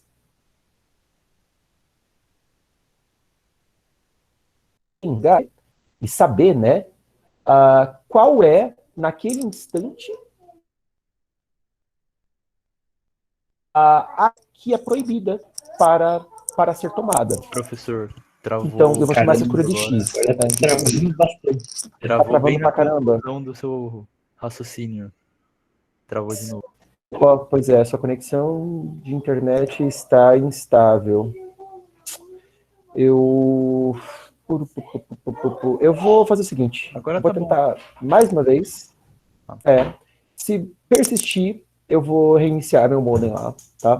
Sorry. Saco. Hoje tá complicado. Não trava o computador, agora trava a internet, lá. Vamos que vamos. Então, esse X é justamente a escolha que é proibida. E veja que é uma só, né? Isso só faz sentido, esse negócio de a escolha proibida, quer dizer, a escolha que invalida a minha escolha, quando eu tenho só uma escolha. Eu não sei se isso está fazendo sentido. O valor mais N, né? Sei lá, eu estou com o valor de 5 bolinhas no pacote. E imagine que para 5 eu tenho 2. Estão comigo aqui, né? Oi? Beleza. Sim. Então imagina que eu tenho 2 escolhas que me garantem a vitória. Se eu tenho 2 escolhas que me garantem a vitória, acabou. Quer dizer, ainda que uma das escolhas seja impossibilitada pela jogada do Carlos, na sua vez de jogar imediatamente anterior, eu tenho a outra para fazer, certo? Então, não me interessa qual é a escolha proibida quando eu tenho pelo menos 2 escolhas. Tá? Agora, me interessa sim, no caso de eu ter só uma escolha para fazer, me interessa saber qual é o valor que impossibilitaria essa escolha de ser feita. Beleza? Qual é o valor da quantidade de bolinhas que impossibilitaria essa única escolha que eu tenho, eu talvez não a ter. Ok? Ficou isso mais ou menos claro? Vamos ver. Mais ou menos, né? Eu vou continuar a explanação aqui. Você não pode tirar uma bolinha que for menor ou igual a M. Na próxima jogada, uma pessoa possa jogar um número até M. Tem mais a ver com isso. Porque no final das contas, eu tô contando o número de escolhas para fazer, certo? Então aqui, por exemplo, quando eu falo que eu tenho uma escolha que me garante a vitória, não importa o que o Carlos faça, eu só falo, tá? Então, se eu tenho uma escolha que me garante a vitória, não importa o que o Carlos faça, isso vai depender de eu ter essa escolha ou não, se o valor escolhido pelo Carlos imediatamente antes de mim foi diferente de 1. Porque se ele for igual a 1, eu não tenho essa escolha que eu estou considerando aqui. Entendeu? Então eu tenho essa escolha, só que essa escolha implica, eu preciso escolher 1. Essa escolha é escolher 1. Então eu preciso garantir que 1 não foi o valor escolhido pelo Carlos logo antes de mim. Agora, se eu tenho pelo menos 2 escolhas válidas que me garantem a vitória, não importa qual foi o valor escolhido pelo Carlos logo atrás de mim. E se ele escolher um valor que possibilita uma escolha, eu tenho ainda outra possível, ok? Essa é uma informação crucial para entender a estrutura combinatória do problema. Você saber que ter pelo menos 2 escolhas, acabou. Você com certeza é o vencedor, ok? Beleza? E, na verdade, isso é meio que tudo que a gente precisa saber. Lá também, A partir de agora, a gente consegue entender como que as camadas, né, que vão construindo esse edifício, que é esse problema, como que essas camadas se relacionam entre si. Por quê? Olha só, o que acontece se eu penso em como... Porque agora estou pensando nisso, né? Tem que pensar, então, em estabelecer relações entre as camadas e tentar construir esse prédio a partir da base, ok? O que essa informação sobre o n igual a 0 tem em relação a todos os valores de 1 até 5, né? Quer dizer, para todos os valores... Deixa eu apagar esse 2 aqui, que não tem nada a ver, né? Era só um exemplo. Para todos os valores de 1 até 5, lembrando que meu m aqui é igual a 5, né? Então, se eu chegar numa situação em que eu tenho 5 bolinhas no pacote, 4 bolinhas no pacote, 3 bolinhas no pacote, 2, etc., eu sempre tenho a escolha de comer exatamente todas as bolinhas do pacote, e com isso eu vou deixar o Carlos, na vez dele jogar com 0 bolinhas. Então, se 0 me faz perder, se 0 bolinhas é uma situação que significa perda para mim, se eu estou na minha vez de jogar e eu consigo deixar o Carlos com 0 escolhas, eu ganho, eu sou vencedor, né? Então, se é a minha vez de jogar e eu estou com um número de bolinhas que está entre 1 e 5, eu tenho pelo menos uma escolha possível, para determinar, para deixar o Carlos, na vez dele, jogar logo em seguida, com 0 bolinhas e ele perde, ok? Então eu vou contar já, eu estou pensando aqui, né, em construir esse edifício. Então, na hora que eu determinei aqui o que acontece para 0 bolinhas, eu já posso contar para todos os números de 1 a 5, pelo menos uma escolha que me garantem a vitória. Só que eu preciso também saber que, como eu estou falando aqui de só uma escolha, por enquanto, que eu descobri para esses valores de n, né, como são, por enquanto, apenas uma escolha, eu tenho que garantir que o valor que o Carlos escolheu antes de mim não é justamente esses valores de n. Quer dizer, se eu estou com uma bolinha, eu tenho pelo menos essa escolha aqui para fazer que me garante a vitória. Só que o Carlos não pode ter escolhido um antes de mim. Se eu estou com 2 bolinhas no pacote, eu tenho essa uma escolha para fazer que me garante a vitória, que é a escolha de comer 2 bolinhas. Mas o Carlos não pode ter comido 2 bolinhas imediatamente antes de mim. O 3, 4, 5, 5. Ok? Então eu estou contando quantas escolhas eu vou tendo para frente. Quer dizer, por enquanto eu já descobri que para os números de 1 a 5 eu tenho pelo menos essas escolhas. Pode ser que eu ainda descubra mais escolhas à medida que eu vou avançando, né, nas camadas desse edifício que eu estou construindo, que é a estrutura combinatória do problema. Beleza? O importante aqui é saber que, no momento que eu estou, tudo que eu preciso saber sobre o valor igual a 0 já está determinado. Quer dizer, pode ser que para os valores de 1 para frente ainda eu vá descobrir mais coisas, mas para 0, já passei a régua, tudo está determinado. Quer dizer, 0, eu tenho 0 escolhas. Agora, quando eu olho para o 1, o que eu sei até o momento sobre o 1? Eu tenho uma escolha que me garante a vitória, só que essa escolha está condicionada ao valor anterior escolhido pelo Carlos não ser 1. Beleza, então uma vez que eu estou agora olhando para o 1, eu também já tenho garantido tudo de informação que eu precisava construir sobre o 1, eu já construí antes. Ok? Tudo bem? Sim? Beleza? Por enquanto, sim. Sim. Agora, veja que uma situação interessante se eu sei que, olha só, se eu sei que é a minha vez de jogar e se eu tenho essa uma escolha para fazer que me garante a vitória, só que essa escolha está impossibilitada, quer dizer que com certeza eu perdi. Beleza?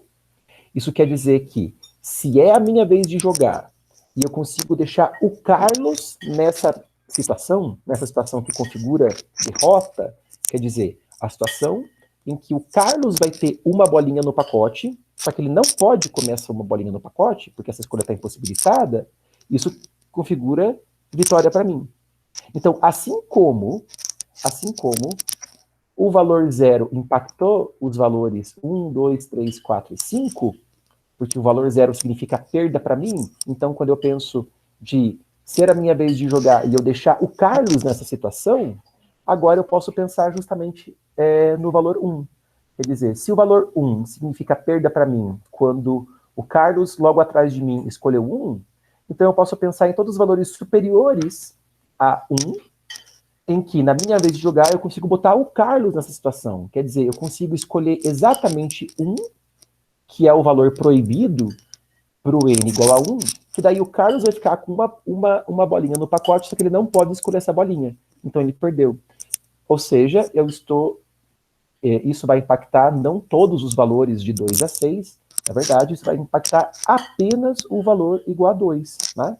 Porque estando aqui com uma bolinha no pacote, é somente a única opção que impossibilita essa escolha de ser feita é quando a quantidade proibida de bolinhas para serem tomadas é igual a 1.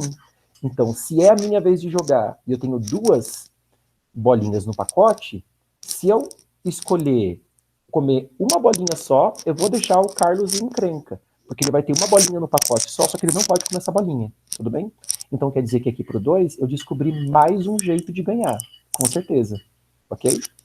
Um jeito de ganhar que eu já sabia que era comer as 2 bolinhas, porque daí eu deixo o Carlos com 0 bolinhas no pacote, e agora eu descobri um outro jeito de ganhar, que é comer uma bolinha, e eu deixo o Carlos justamente na situação que é encrenca, que ele tem uma escolha, só que ele não pode fazer essa escolha, ok?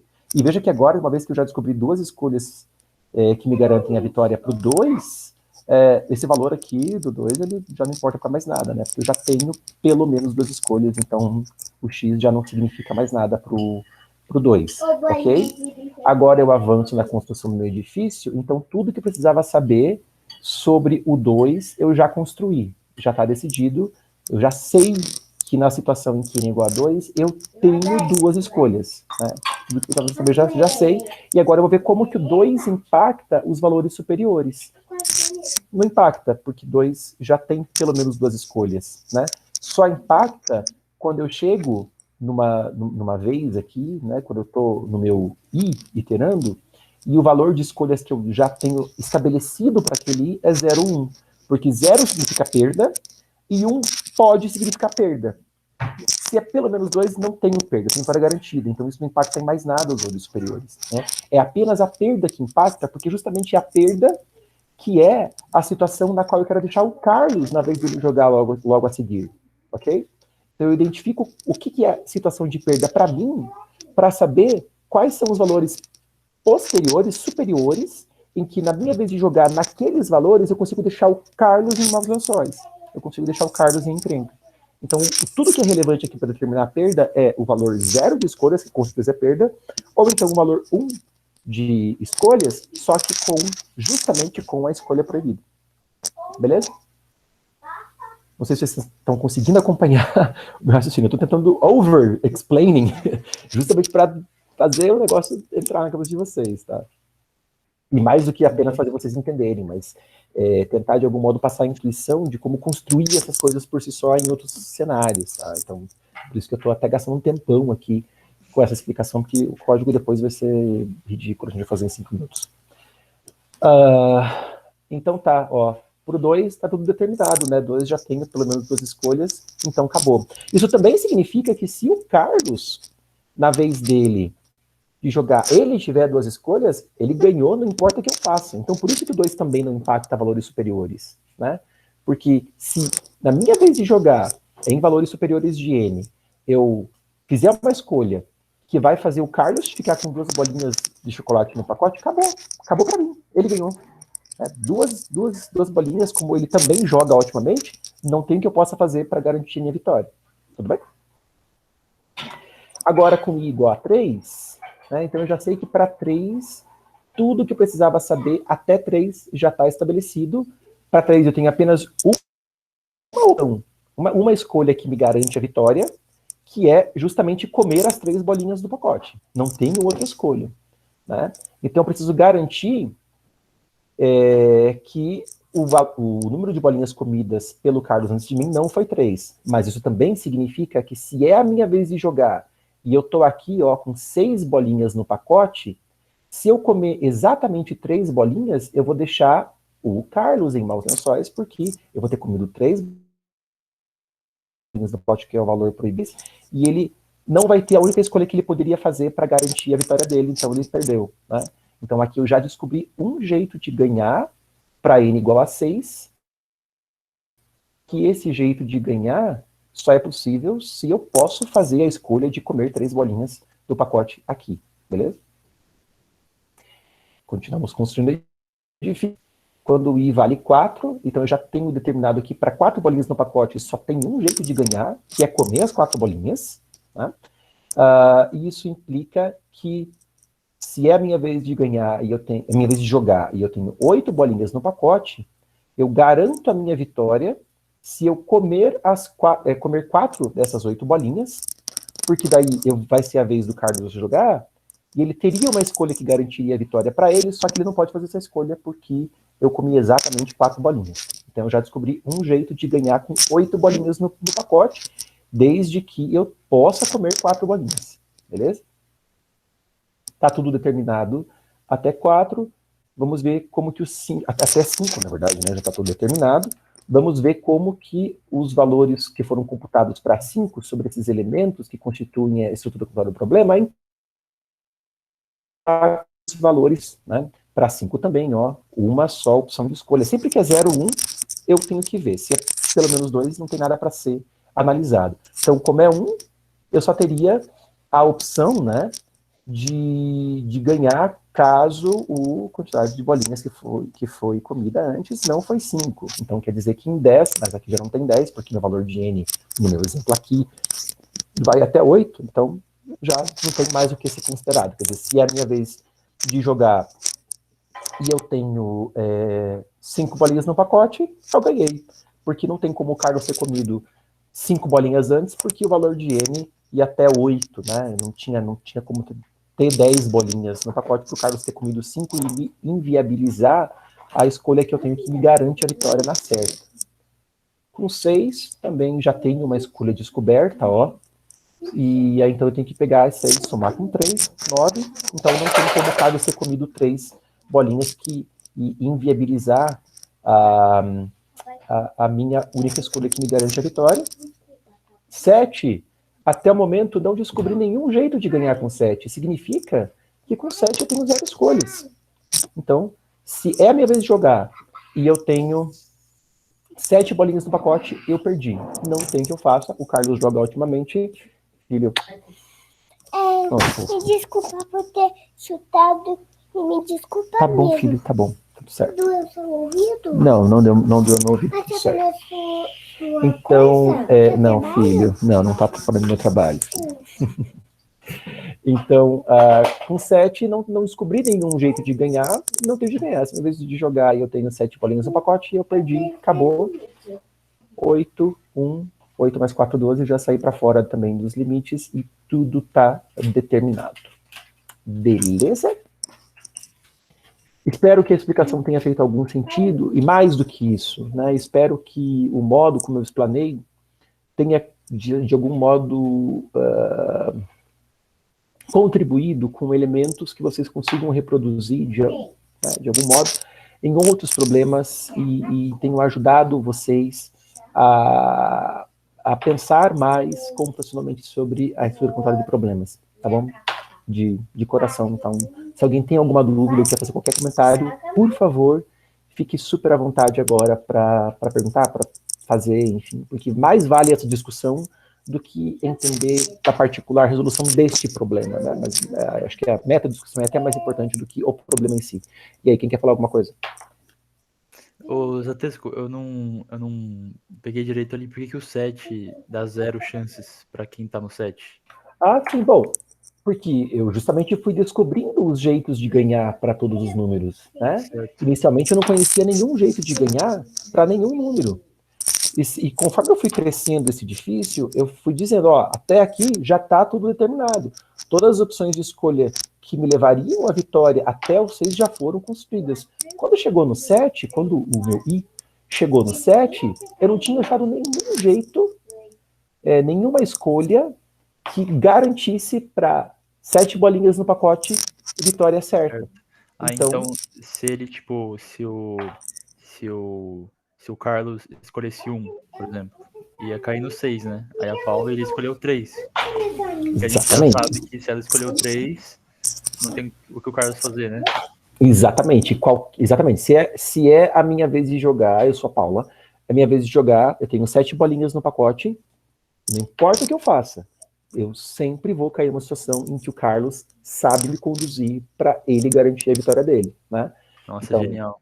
Aqui no 7, por exemplo, escolhi 6, o Carlos tem a vitória, porque ele tem uma escolha que não foi impossibilitada. Só teria sido impossibilitada se eu comendo 3, mas eu comi 1. Né? 5, mesma coisa, o Carlos tem a vitória, porque de 7 para 5 eu comi duas bolinhas, e o que impossibilita a vitória pro 5 é se eu comesse 5 bolinhas. Mesma coisa pro 4, pro 3, né? Veja que tudo aqui, ó, se eu escolher comer 5 bolinhas, ferrou, porque daí o Carlos tem 2 escolhas para ganhar. Então, qualquer uma das 5 opções aqui, ó, o Carlos sempre tem que fazer para ele garantir a vitória dele, porque eu não consigo colocar o Carlos numa situação em que ele tem uma escolha só que eu estou impossibilitando. Caraca, genial, Zatesco. Quando eu fui tentar fazer, fiquei quebrando a cabeça, eu fiquei tentando arranjar alguma solução, só que, tipo, eu tava começando por cima. Tipo, dado 7, deve ter alguma relação matemática com esse 7 que eu sei que a Paula vai ganhar. Aí ficava muito difícil. Eu não pensei nem um pouco em começar pela base, assim. Depois ir subindo para saber qual. Eu fui tentando, descendo, assim. Descendo foi muito Mas é válido também, viu, Matheus? Muitas vezes, quando a gente começa a pensar a estrutura combinatória de um problema e para descobrir informações sobre ela, às vezes nosso pensamento ele não é bottom-up, que foi o que eu fiz aqui, foi um pensamento bottom-up, né, para ir construindo a estrutura e descobrindo a estrutura. Às vezes o pensamento ele é top-down, às vezes a gente pega a instância e começa a quebrar e começa a enxergar os estados menores, enxergar como esses estados se relacionam, e também é um pensamento, são modos de trabalhar válidos também, tá? Então, nem sempre o top-down é o que vai ser mais simples e que vai te trazer informação suficiente para você resolver o problema, nem sempre o bottom-up vai ser isso, quer dizer, são técnicas de você ir pensando o problema, refletindo sobre ele e conseguindo modelar a estrutura, conseguindo tirar a estrutura. Pode falar. Nesse caso aí facilitou muito mais para eu entender, começando pela base. Assim, não é regra, mas tipicamente, problemas de jogos, pensar bottom-up, de baixo para cima, costuma ser mais certeiro. Problemas de jogos, eu acho que pensar de baixo para cima costuma ser mais certeiro para você conseguir extrair informação sobre o problema, conseguir extrair a estrutura dele, né? Agora, isso não é regra, tá? Mas, assim, problemas, sei lá, de grafos, essas coisas, geralmente é mais interessante pensar top-down, porque daí você começa a enxergar subgrafos, subestruturas, às vezes tira um APD, tira algum algoritmo pensando justamente numa estrutura recursiva, que às vezes pode empregar uma DFS, alguma coisa assim. Então, às vezes, um pensamento de cima para baixo ajuda mais. Vai depender muito do problema, assim, né? Jogos, geralmente, pensar de baixo para cima costuma ser mais certeiro e ajudar mais. Tá bom? Eu não sei se o Fernando, o Raul, que são mais experientes, concordam comigo, ou tem pelo menos essa mesma impressão que eu tenho, que jogos de baixo para cima costumam ajudar mais, mas se quiserem fazer algum comentário aí, em colaboração. Eu comecei a estudar de verdade a teoria dos jogos achando que ia resolver esse problema, mas é a impressão que eu tenho também. Pelo menos até o... Eu fiquei assistindo um vídeo de baixo para cima, porque a gente começa com 0, daí faz uma árvorezinha de quais posições chegam no 0. Então, eu acho que o Fernando mandou um vídeo da USP lá, fiquei assistindo. Da Cobos explicando, né? Que ela ensina as coisas básicas as clássicas, né, sobre jogos, Min e Grand, muito legal. Bom, eu adoro a Cobos, né, sou fãzaço dela, e bem legal todos os vídeos que ela faz, e as coisas que ela explica, muito legal mesmo. Acho muito show, muito válido que vocês estudem, explorem, isso mesmo, é o jeito, né. Mas acho que jogos que são jogados alternadamente, eles têm essa estrutura, porque é sempre a ideia, pô, se tá ruim para mim agora, eu tenho que pensar em construir para cima, porque daí eu penso em reverter essa situação e numa situação superior em que eu conseguisse deixar o outro jogador nessa mesma situação que é ruim para mim agora, sabe? Acho que tem um pouco disso, que é o espírito do Grind também, né? De Max, que é o espírito de Min, tudo isso tem muito a ver, né? Aquilo que configura perda para mim, com certeza, numa situação um pouco superior, eu conseguiria deixar o outro jogador nessa mesma situação que me configura a perda. Acho que é o princípio básico, assim, de teoria dos jogos, que tira todas essas coisas legais, né? O problema, Então, assim, pode falar, Fernando. Para xadrez, você não pode pensar assim, Não. começar do final. Mas daí é outra história, Não. né? Que daí o gráfico é muito grande, a gente não tem. É. A gente não consegue. A questão é, você não consegue informação suficiente para modelar perfeitamente a estrutura comunitária do problema. Para modelar perfeitamente o grafo, sem ter que explorar muita coisa, né? Acho que a estrutura comunitária é muito mais intrincada, tem muito mais informação que você não tem à disposição. É outra história, né? Aí você precisa pensar no grafo. Do jogo, pensar em algoritmos tipo Minimax e coisas assim, né? Acho que os bots de xadrez, tipicamente, acho que trabalham muito com Minimax e padrões de jogada já estabelecidos e aprendidos, né, pelas IAs e heurísticas que fazem pontuações que são cada vez mais otimizadas sobre avaliação de cenários de jogo e várias coisas assim, né, que é o que os bots hoje em dia costumam entregar mais, e quanto mais poder computacional a gente tem, mais a gente consegue explorar também de um grafo que é impossível, que é grande demais para a gente explorar perfeitamente, né? Mas acho que hoje em dia, acho que a gente já tem poder computacional suficiente para, pelo menos acho que a última vez que eu vi algo sobre bots de xadrez, acho que hoje em dia humanos já não ganham mais, né, de bots perfeitos de xadrez. Acho que a gente já tem poder computacional para que os bots sempre sejam melhores que os humanos, pelo menos é algo que eu ouvi aí do folclore da coisa. Eu não sou enxadrista profissional, eu acho que não tenho experiência suficiente para dizer se isso faz algum sentido ou não, mas foi a única coisa de folclore que eu vi a respeito, né? Não sei se confere ou não. Vamos codar?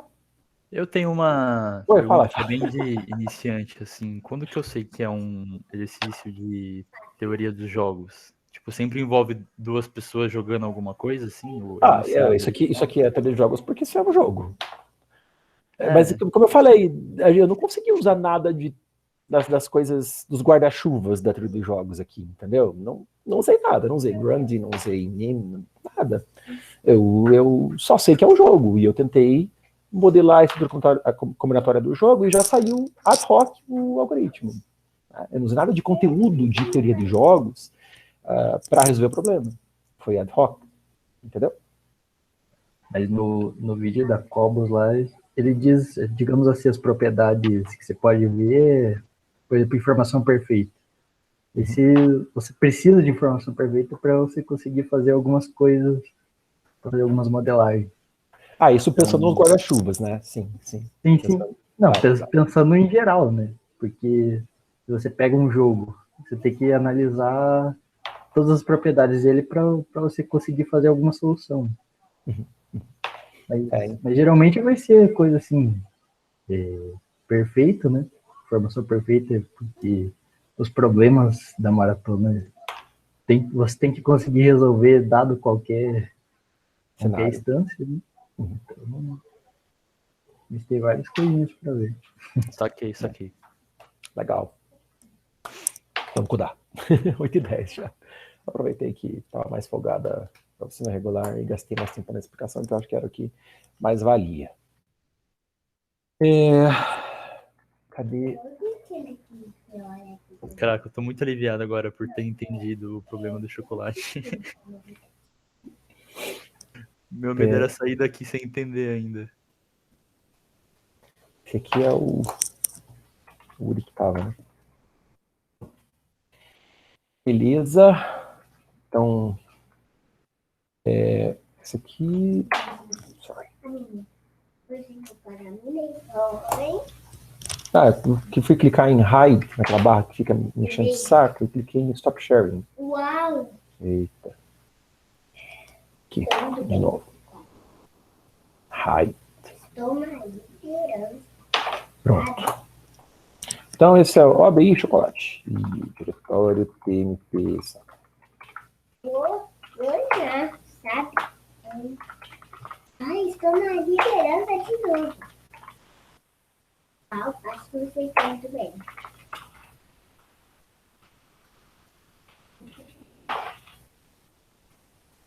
Falei em jogos, meu filho tá aqui do lado jogando. Jogando jogo tabuleiro com a mãe dele aqui. A gente tem então que fazer a leitura do N e do M.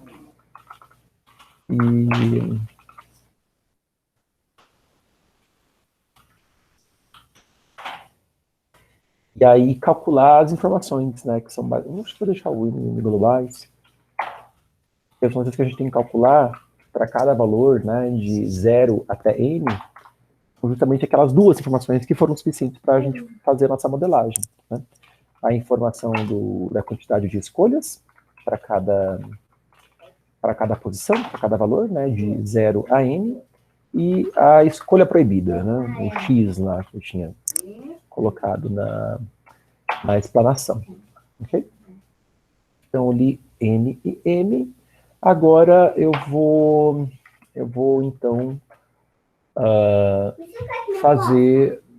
popular esses vetores, né? Basicamente popular esses vetores. Eu acho que posso fazer isso direto na função main, ou às vezes, sei lá, às vezes a gente quer deixar na função main uma coisa um pouco mais curta. Então pensa que eu vou ter uma função que vai popular esses vetores, posso chamar essa função, falta de criatividade, eu chamo de solve. Às vezes a gente quer fazer isso mesmo, quer dizer, o que resolve o problema é popular uns vetorzão lá, então chama de solve. Eu já vi vários códigos de maratonistas, pessoas assim, pega uma parte crucial do problema, não tem um nome específico para aquele algoritmo, porque é uma coisa particular do problema, solve, resolve o problema aí. Resolve o problema aqui é popular os vetores, porque a gente está interessado justamente no valor, né, do CH do N. O CH do N exatamente determina se a Paula ganha ou se ela perde, porque ela começa jogando com N bolinhas no saco, né? Então, o que a gente vai imprimir, no final das contas, depende desse CH de N, e é uma string que é Paula ou Carlos, então se o CH do N for maior que 0, né? Se for maior que 0, ela ganhou, se for igual a 0, ela perdeu. Quer dizer, se ela tem pelo menos uma escolha, ela ganhou, se ela não tem escolhas, ferrou. Pelo menos uma escolha, ela é vencedora, senão o Carlos é o vencedor. Beleza? Agora vamos implementar aí essa função solve que popula esses vetores, né? Então a gente vai começar, inicialmente eu não tenho nenhuma escolha, quer dizer, eu não descobri nenhuma escolha que me garanta a vitória sempre, e eu vou, né, construindo essas escolhas. Então, a partir, aí vai ter aquele nosso for no i, né? O i começa em 0, e a cada iteração desse for, eu então vou identificar como que a posição i impacta as posições superiores, né, nessa estrutura que a gente está construindo aí do problema. Então, o i vai de 0 até n.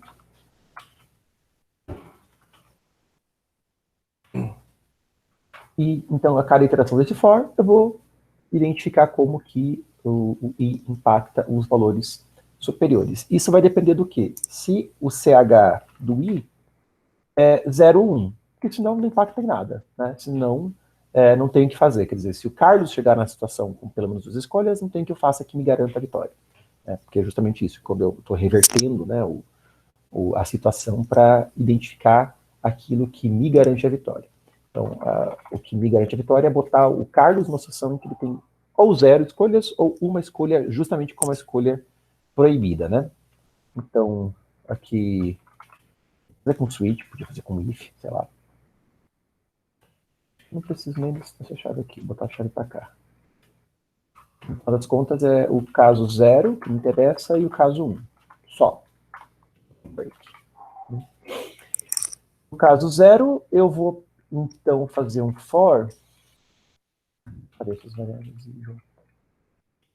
For em J, começando em I e indo até I mais M, né? São essas M posições para diante da posição I que me interessam, porque são justamente as situações, né, que podem fazer o Carlos chegar com 0 escolhas e aí ele perdeu. Né? Só que, claro, I mais N pode, inclusive, extrapolar N. Né? Então, eu também tenho que fazer aqui um J menor igual que N, J mais base. Aí, para cada uma dessas posições, o que eu vou fazer é o CH e J, quer dizer, eu sei que o CH do I é 0. Então, o CH do I perdeu. Então, esses valores, eu tenho a escolha de botar o Carlos nessa situação de derrota garantida. Né? Então, eu descobri mais uma escolha para cada uma dessas posições que vão garantir a vitória para elas, né? Para essas posições, para esses valores. Mas isso condicionado a eu ter, de fato, essas escolhas. Né? Então, eu preciso memorizar aqui no X do J que o X do J é justamente J menos I, né? Que é a diferença aqui entre o I e o J, que é o que vai fazer eu ter, de fato, a possibilidade de escolher esse valor que coloca o Carlos nos novos lençóis dele, ok? Claro que se o CH de J aqui, depois desse incremento, for 2, esse X do J aqui já nem importa para nada, né? Porque você pode pensar, mas aqui você não está... Imagine que, no momento, na primeira escolha que eu descubro de vitória garantida para a posição J, eu gravei lá o X de J, né? E aí, na segunda opção, eu vou sobrescrever? Sim, vai sobrescrever, mas também é um momento em que já não importa mais o X do J, se você já tem pelo menos 2 escolhas que você descobriu para a posição J, né? Então, o que vai ter efeito aqui mesmo é só o caso da primeira escolha que você faz, e aí você escreve esse valor J menos I no X de J, que é o que te interessa. E aí, se é 1, também pode significar uma situação de derrota garantida, mas não para todas essas N posições, e sim especificamente para a posição I mais X de I, né? Então eu tenho que... Isso não é J... Peraí. Oi, professor, oi. no for J igual a I, não tinha que ser J menor ou igual a N menos M? Para não extrapolar o M? Ou não? É que o J começa em I. Eu quero I mais 1, I mais 2. Eu preciso pegar M posições depois do I. Entendeu? Só que não é I, né? É I mais 1. Okay? O N é o tamanho inteiro do O vetor, N é no o tamanho caso. inteiro. Aí o Exatamente. M é o tanto que você consegue tirar de uma vez. Isso. É o máximo de posições que eu consigo tirar de uma vez. Então, se o M igual a 5, a posição 7, tá? A posição 7 lá a gente sabe que é igual a 0, naquele nosso exemplo, beleza? Então, você tem que a posição 7, ela impacta quais posições? 8, 9, 10, 11, 12, ok? Então, eu pego do 8 e vou até o 12, beleza? Só que Ok? Claro, né? Se extrapolar o limite, também separa, quer dizer, você tem que ter essas duas condições aqui garantidas. São N posições, quer dizer, são até N posições, né? tá. Mas... É que eu tava pensando que ele iria chegar até N, depois somar com M. Viajei. Esquece. Beleza. Eu não sei se eu entendi a confusão que você fez, mas tudo bem, importante que você desfez a confusão. Vamos lá. Vozes da minha cabeça. Cegado. Tranquilo. Então aqui o J recebe I mais XI. Também é importante, né, garantir que essa posição J existe, porque se ela... isso aqui precisa, né, ainda assim respeitar o N, porque se não existir a gente não faz nada, isso não vai impactar nenhuma posição válida, né? Agora, se é uma posição válida, então é a mesma coisa, né? Quer dizer, descobri mais uma escolha para o J e o X do J é J menos I. Né? Ok?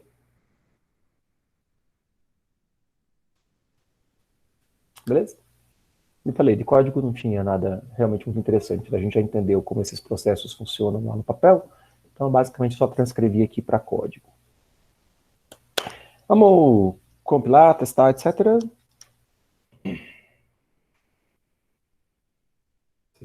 E...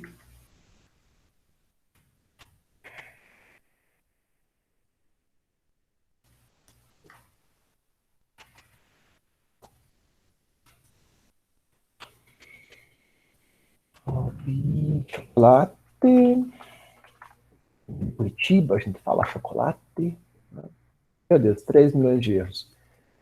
X não foi declarado... Oh, é que Max, né? Só porque a gente não declarou Max. Ser mais escandaloso. Então, 10 na sexta, né? A gente não falou em complexidade, né? Mas acho que aqui é sossegado. Cada uma das posições. Eu posso olhar N para frente, mas não é uma complexidade exatamente N vezes M, né? Porque eu só olho M para frente. Vamos pensar um pouco, assim, para fazer uma análise de complexidade um pouquinho mais fina. Eu só olho M para frente quando é 0, ok?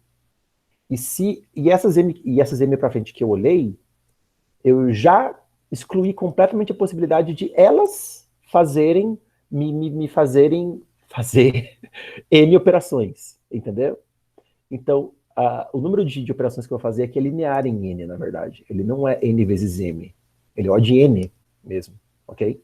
Porque justamente essas posições pontuais que me fazem olhar M para frente também invalidam que essas M posições façam eu olhar M para frente. Então é uma coisa que, no final das contas, vai ser linear em N 10 na sexta, sossegado de pagar. Beleza? A gente tem que ter refletido, né, sobre a complexidade da solução, mas isso aqui é sossegado. O que mais? Compilou. Tamanho do scanf. Não preciso de TNP, né? São 2 valores para digitar. Então, 5 com 3, Paula. O 20 com 5, que é o que a gente até explorou ali no papel, vou até explorar ele. A gente sabe que com 7, né? Se fosse 7 com 5, Carlos. Se fosse 8 com 5, Paula. 6 com 5, Paula. Né? A gente tinha explorado lá. Os valores que era derrota para Paula era só o 7 e o 0, né? 0 não pode ser entrada do problema, então era o 7 que era o Carlos. Né? Aí, 5 com 6, Paula, aparentemente está funcionando. Vamos submeter. E aqui é o TNT, OBI chocolate. Está sendo corrigida, por favor, aguarde um momento. Vamos ver se o AOB está funcionando. Oi? Não tava funcionando quando a gente usou. Quando a gente usou. É? Ó, arrumar. Entendi como é que é. Foi. É que eles não estão aceitando mais resoluções erradas. Aí só passa certa só. Não sei, porque no ensaio eu cometi alguns erros. Eu tinha um erro que eu cometi no ensaio, vou compartilhar com vocês. É bem besta, na verdade. Alguns erros, né? Eu estou desastrado codando. Vocês não fazem ideia. Eu chego aqui bonitinho na oficina porque eu ensaiei, né? Mas isso aqui no ensaio eu esqueci. E aqui eu tinha percebido. Aqui eu tinha colocado a condição para o J não extrapolar o N. Mas aqui, como era um valor só, eu esqueci de fazer a verificação. Então, demorei um pouquinho para perceber. Outro erro que eu cometi no ensaio, o Max, eu não sei por que eu tinha visto 10 na quarta. Não tem 10 na quarta no estado do problema, mas eu instanciei que o Max foi 10 na quarta. E aí tomei O Albei tem um erro que é acesso, como é que é? acesso indevido à posição de memória. Um negócio assim, um erro que o sistema da OBI tem ali. Eu tomei isso também em alguns casos. Então, assim, tive julgamento com solução errada, tá? Então, não é verdade isso que o Matheus falou, que só Não, eu sei que era não, brincadeira, tá? ele Eu tava sei. brincando. Só. É que na última semana não estava funcionando o site. Você enviava uma solução e dava timeout. Mas será que não era por causa do que estava acontecendo, ó, bem? Talvez. Talvez não. Mas eles podiam Parece um colocar bom um erro motivo. mais bonito, né? Parece um bom. Porque ele só ficava para sempre processando a Ficava submissão. processando e daí, Não dava resposta. pá, errou. Talvez eles Foi tivessem sábado, desligado. retrasado, segunda, eu acho. Talvez tivessem desligado o servidor para julgar códigos submetidos pela página porque estava rolando a prova, estava acontecendo a prova e alguma coisa assim, né? Faz sentido. Eu não sei se foi semana passada a prova, se foi 2 semanas atrás, já me perdi no tempo, mas eu sei que foi esses dias aí a prova. Foi. Gente, vamos lá. Era no intervalo, né? Você podia escolher o dia que você ia fazer. Saudades do OBI. Eu fiz OBI no ensino médio. Foi bem divertido. Ah, que legal. Até apareceu gente no Telegram querendo colar na prova. Eu fiquei sabendo disso, cara. Eu vi a Cobos falando na transmissão do aquecimento. Ela falou que apareceu, porque eu não acompanho tanto o grupo lá do Telegram da Maratona Brasil, né? Infelizmente não dá tempo. De vez em quando eu olho. Mas a Cobos contou na transmissão lá no YouTube que apareceu gente querendo. Vai ser ridículo, né, cara? Pelo amor de Deus. O cara ficou lá no grupo da OBI. Porque Dá até dó, né? Dá até dó. é reportado na hora. Uma vez tinha lista, eu não sei qual lista é, aproveitar que a gente tem 4 minutos para contar a história. Era uma lista de C, C++, alguma coisa assim. Não estava na lista, não sabia que existia essa lista, mas parece que era uma lista de discussão de e-mail, assim, que muita gente fazia parte do país, sobre a linguagem C, C++. E aí um aluno nosso lá de Chapecó, calouro, e na época tinha um professor que dava a matéria de algoritmos 1. Eu lembro qual que era essa primeira matéria do curso que você aprende a programar, né? E ele passava um trabalho final, que era até bem legal, assim, ele sempre inventava uma historinha, um joguinho para criar um negócio assim. E esse piá, nessa lista, com milhares de pessoas, país inteiro, ele perguntou se alguém podia fazer o trabalho para ele que ele pagava. Entendeu, cara? É óbvio que entraram em contato com o coordenador do curso, né? Ali tinha professores, enfim. E fizeram a denúncia, né? E é uma coisa séria, porque isso compromete a imagem da instituição, né? Ainda mais no caso nosso lá, que é uma instituição ainda, por mais que federal, mas nova, recém-criada e tal. E aí o curso precisa dar uma resposta proporcional ao tamanho proporcional ao tamanho que você tomou, por mais que fosse um erro absurdo de burro do cara, né? Aí o colegiado teve que se reunir, a gente teve que dar uma advertência pro cara, né? A gente teve que, o colegiado, escrever formalmente uma resposta para colocar na lista lá, enfim, dizendo que o aluno foi penalizado. Porque, a princípio, assim, plágio, essas coisas são motivo de desligamento da universidade, né? Claro que ali era um calor, que muito bem que estava fazendo, a gente deu uma advertência formal que ficou registrada em ata do colegiado, né? Mas essas coisas são complicadas, né? Depois o piá desistiu do curso, acho que não ficou nem pro 2º semestre, já pulou fora. O cara quer comprar trabalho de algoritmos, tá fazendo o quê, né? Pelo amor de Deus.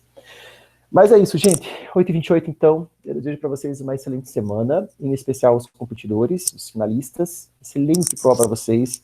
Estou torcendo para todos vocês, de coração, independentemente do resultado. E estou torcendo para que vocês façam uma excelente prova. Vai Curitiba!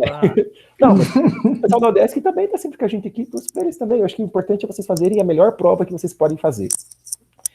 Acho que não interessa tanto a posição que vocês ficam em relação aos outros. Acho que interessa muito a posição que você fica em relação a você, cara.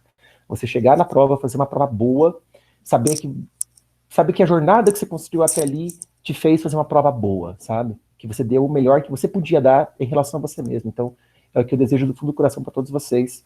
Um abraço carinhoso para todos vocês aí. E a gente se vê no sábado, né? Eu vou estar acompanhando a transmissão lá, assim, fervorosamente vibrando por vocês, tá bom? Pode falar, Fernando, rapidinho. Vamos, Fernando! Já vamos formar time que é outubro, galera. Ah, sim. Outubro já a primeira fase, né? Acho que tem que já começar a pensar, inclusive nas inscrições e tudo. Gente, até mais. Vai lá. Abraço. Até. Tchau, tchau. Valeu, Zatesco. Obrigado pelo tempo, hein? Imagina. Valeu, pessoal. Tamo Até junto. logo. Sempre um Falou, prazer. galera. Tchau, tchau.